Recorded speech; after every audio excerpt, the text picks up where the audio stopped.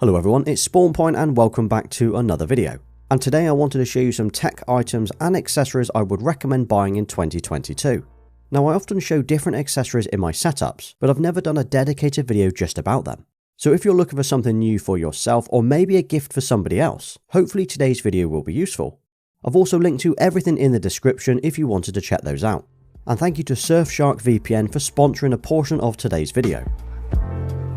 Okay, so first up is something designed to keep you from losing your gear, and that's AirTags. You can buy these individually or in packs of 4, and they can be attached to your items or placed in your bags.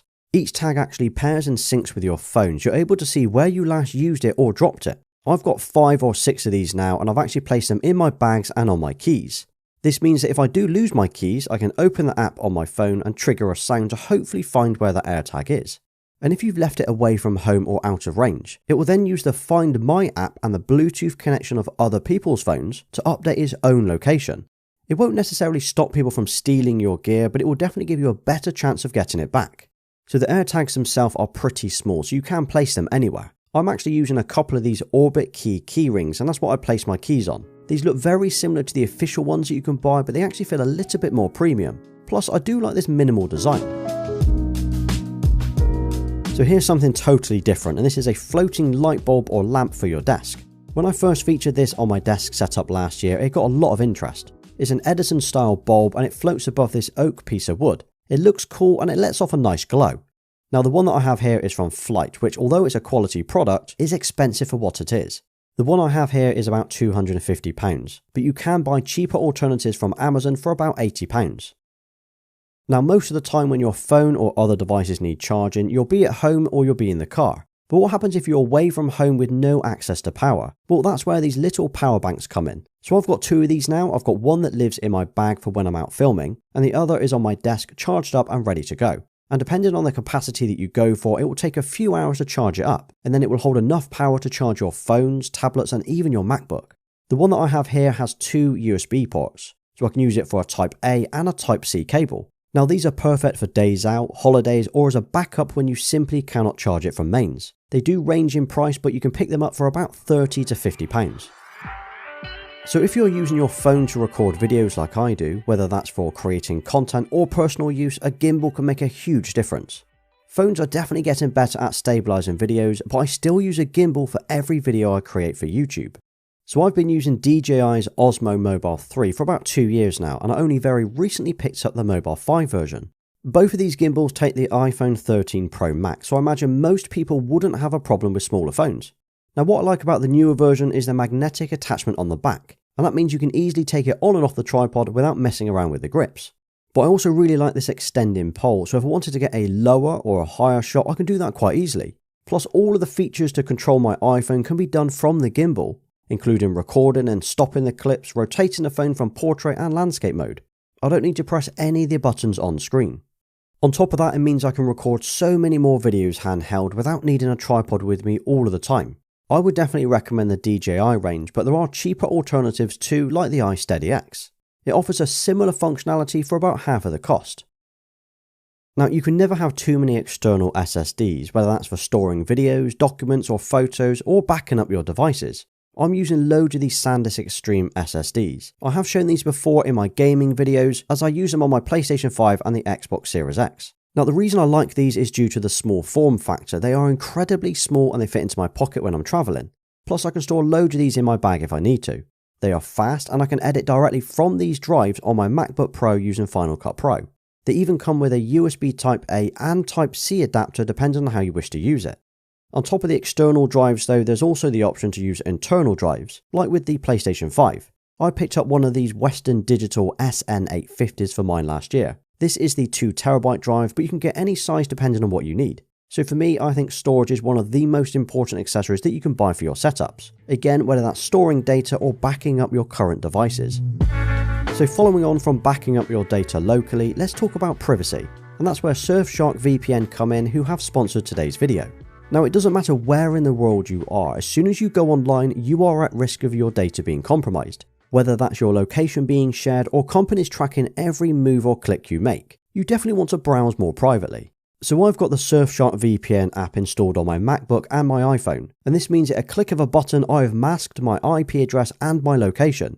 Not only does this mean I'm now protected from anyone knowing where in the world I am, but it also means I can view websites and apps not available in my current location. Take Netflix for example. There are always movies and TV shows missing depending on where you are. One account also supports unlimited devices, so if I wanted to, I could have my iPhone, iPad and MacBook Pro connected. And this is extremely useful when travelling too, as I can set my IP or location to the UK, regardless of where in the world I am. And this is ideal for checking my bank account or other UK-based apps that I cannot do outside of the UK.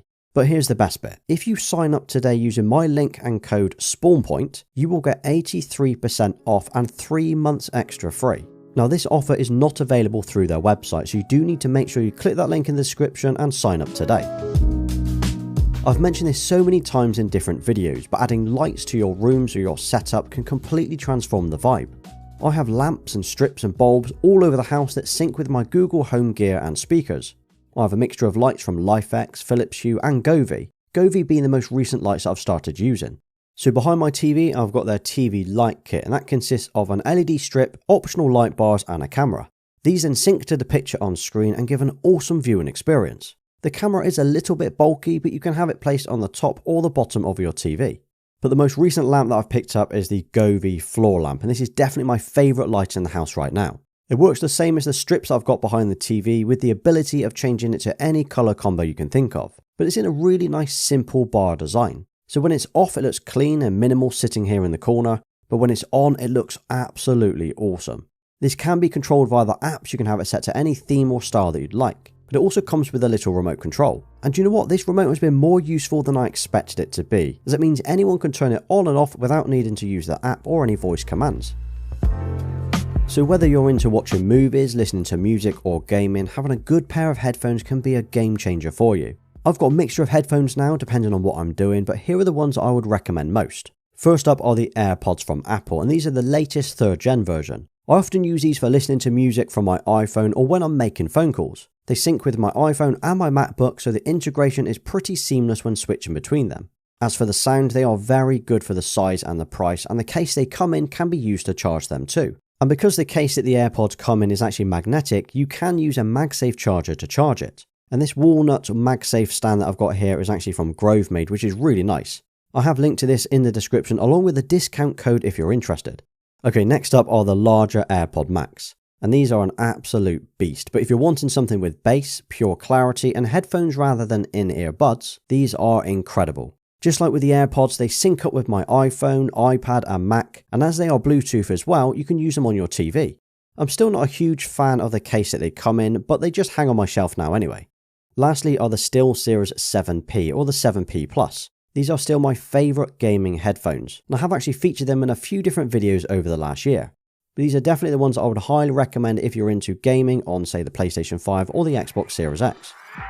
So this next one might surprise you, and that's the Apple TV 4K. So most TVs have pretty much every app installed as standard, including Netflix and Disney+. But this little box offers more than just being able to watch TV. It can be used to AirPlay from your phone or your iPad, and you can play Apple Arcade games on the big screen. The App Store on Apple TV isn't quite the same as what you'd expect to see on other devices, but there are loads of games and fitness apps here that are worth using. This one is the latest one, which came out in 2021, and it costs about £160. There are 2 storage options available though. You've got the 32GB and the 64GB, but I would recommend going for the smaller and the cheaper one, as you will likely never install enough apps to fill it anyway.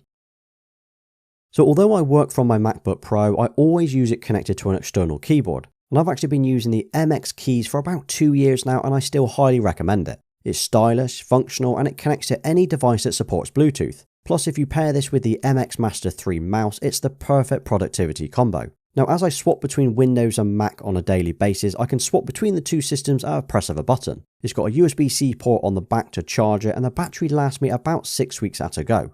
But if you fancy something different or you want a mechanical keyboard instead, this is definitely the one that I would recommend. This is the Equinix F96. I think I've had this for about a year now, and I tend to use it when I'm in the mood for a change. There's something special about typing on one of these.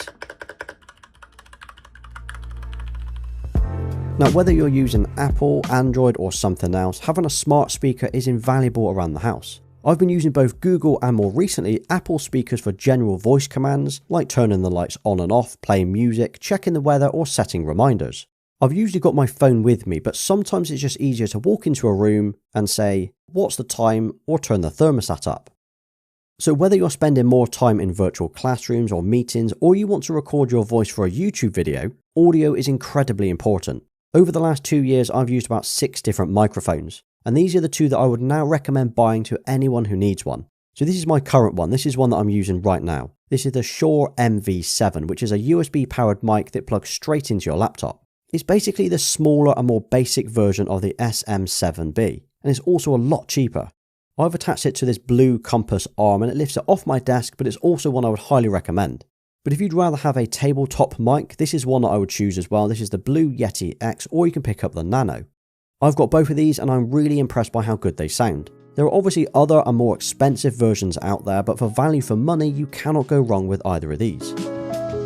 Now lastly, which is kind of a bonus one, are these grid frames. So I've got a few of these, including the Sony PSP and 2 iPhones. These are more of an art piece rather than actual tech, but assuming you are, or you know someone who is, into tech, these are pretty cool. What they've actually done is they've taken each item apart and they've displayed it in a way that you can see every piece in the frame. It's something totally different, and they do loads of different phones and gadgets depending on what you're into. Okay, so those are all of the tech accessories or items I would recommend picking up in 2022. Hopefully there are a few ideas in here that you've maybe not thought about or you've not even seen before. I've previously done a best 10 gaming accessories to buy, and that shows all of the gaming accessories I've used over the last 6 months. I'll have a link to that in the description if you want to check that out next. Well, you've just made it to the end of today's video, so thank you for watching. And if you drop a nice tech in the comments, I will give you a thumbs up for staying until the end. And if you are interested in the Surfshark VPN deal I mentioned earlier, don't forget that link is in the description to sign up today. Please hit that like button, subscribe to the channel and turn notifications on so you don't miss my next upload. You can also follow me over on Instagram and Twitter. Until next time.